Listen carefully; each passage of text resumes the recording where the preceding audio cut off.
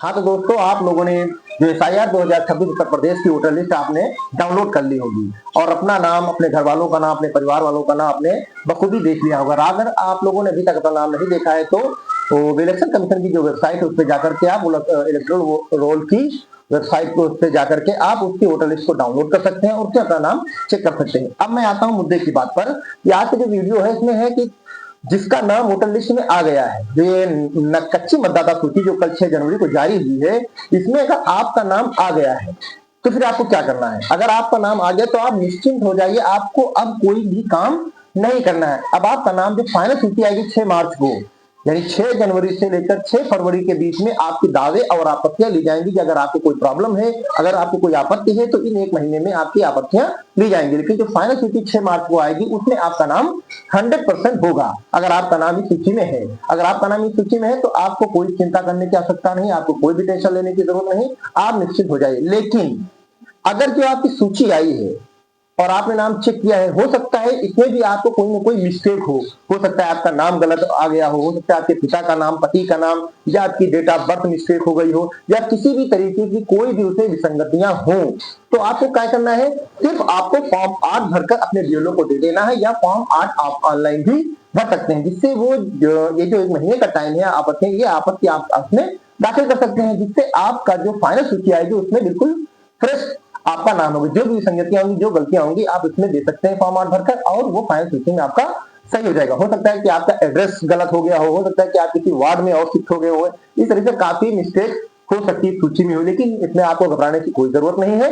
ये कच्ची मतदाता सूची है, आप आराम से फॉर्म 8 भरकर उसको सही कर सकते हैं। ये तो कंडीशन उन मतदाताओं की हुई कि जिसका नाम आ गया लेकिन उसमें कुछ विसंगतियां हैं, कुछ मिस्टेक्स हैं, तो उसको आप इस तरीके से सही कर सकते हैं। लेकिन आपका नाम वोटर लिस्ट से नहीं कटेगा, आपको कोई चिंता करने की जरूरत। अब मैं आता हूं उन मतदाताओं की जिनका नाम इस सूची में नहीं आया है, उनको क्या करना है। आपको पता है कि लगभग 12,55,00,000 मतदाताओं को उत्तर प्रदेश में आए हैं और सबसे ज्यादा जो नाम कटे हैं जिला लखनऊ के कटे हैं और सबसे कम उत्तर प्रदेश के महोबा डिस्ट्रिक्ट के नाम कटे हैं। 2,89,00,000 मतदाताओं के नाम इस सूची में नहीं है। कहीं ऐसा तो नहीं कि आप उन 2,89,00,000 मतदाताओं में हो सकता है इसमें बहुत सारे अनकलेक्टेबल हो, यानी कि मृतक वाले हो, तो उनका जाहिर सी नाम कटना है। कुछ इसमें शिफ्टेड हो गए हैं, दूसरी जगह शिफ्ट है, उनका भी नाम कटना है, वो भी कट। लेकिन तमाम ऐसे मतदाता हैं जो ओरिजिनल में मतदाता है लेकिन उनका SIR की सूची में उनका नाम नहीं आया है। तमाम ऐसे हमारे मतदाता थे जिनका 2003 में नाम तो था लेकिन वैसा SIR फॉर्म नहीं आया था, तो उनका काम अब है। ये जो 1 महीने का टाइम है 6 जनवरी से लेकर 6 फरवरी के बीच में, आपको क्या करना है कि फॉर्म 6 भरना है। फॉर्म 6 कैसे भरेगा, पिछले मेरे वीडियो में आप देख सकते हैं। फॉर्म 6 भरना है, आपके साथ में घोषणा पत्र लगेगा, उसमें आपको 2003 की डिटेल आपको उसमें साथ में अटैच करनी है, उसको आप अपने बीएलओ को दे देंगे। ठीक, ये तो उन कंडीशन के जिनका 2003 में नाम है। तमाम ऐसे हमारे मतदाता होंगे कि जिनका 2003 में कोई भी डाटा नहीं मिल रहा है, नॉट फाउंड बता रहा था या भी कुछ भी है, या उनको विभाग ने, चुनाव आयोग ने उनको नोटिस भेजा है कि आपका नाम नहीं है, तो उनको क्या करना है, अगर आपका डाटा 2003 में नहीं है और आपका SIR फॉर्म आया था, रिजेक्ट हो गया, नाम उसमें नहीं आया, या SIR फॉर्म भी नहीं आया, तो इस कंडीशन में जिसका 2003 में नाम नहीं है, सबसे ज्यादा दिक्कत थोड़ा उन लोगों के लिए है। तो उनको क्या करना है, जो विभाग ने आपको SIR फॉर्म के साथ में आपको देखा होगा कि आपने पीछे विभाग ने 11 ID दी थी, उसमें क्या करना है कि आपको अपने इस नए फॉर्म 6 के साथ में फॉर्म 6 भरना है, क्योंकि आपका 2003 में डाटा नहीं, तो आपकी मैचिंग नहीं है, तो आपको घोषणा पत्र जो भरेंगे तो उसमें आपका 2003 का डाटा नहीं होगा। तो उसमें अब आपको क्या करना है कि अगर आप खुद वोटर हैं तो अगर, और आप डेट ऑफ बर्थ आपकी 1987 से पहले की है, ये ध्यान रखें कि अगर 1 जुलाई सन 1987 से पहले की डेट ऑफ बर्थ है तो सिर्फ आपको अपना एक आईडी दिखाना है। आईडी आपको ये पूरे आपको अपने SIR फॉर्म में पूरे मिल जाएंगे।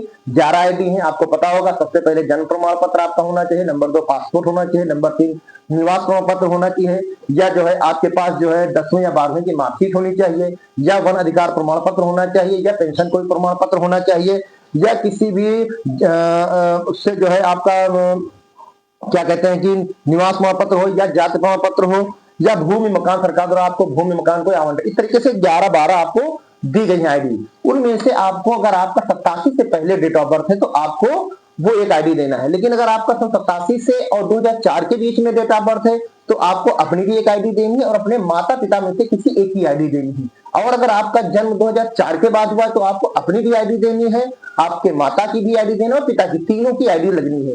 आईडी वही तीनों जो आपको निर्वाचन आयोग ने दिया है। तो इस कंडीशन में आप उस नोटिस का जवाब दे सकते हैं, घबराने की कोई जरूरत नहीं है। आपने नोटिस का जवाब बीएलओ के माध्यम से, जहां भी आपको उसमें नोटिस में स्थान और जगह और डेट दी होगी उस स्थान में और उस डेट में आप जाकर अपने संबंधित कागजात लेकर आप वहां पहुंच जाएंगे और अपना फॉर्म 6 भर देंगे, उन दस्तावेजों के साथ में अटैच कर देंगे। तो आपको जो फाइनल सूची आएगी यानी 6 मार्च को जो फाइनल सूची आएगी उसमें आपका नाम सबमिट हो जाएगा। इसलिए इसमें कोई ज्यादा परेशान होने की जरूरत नहीं है।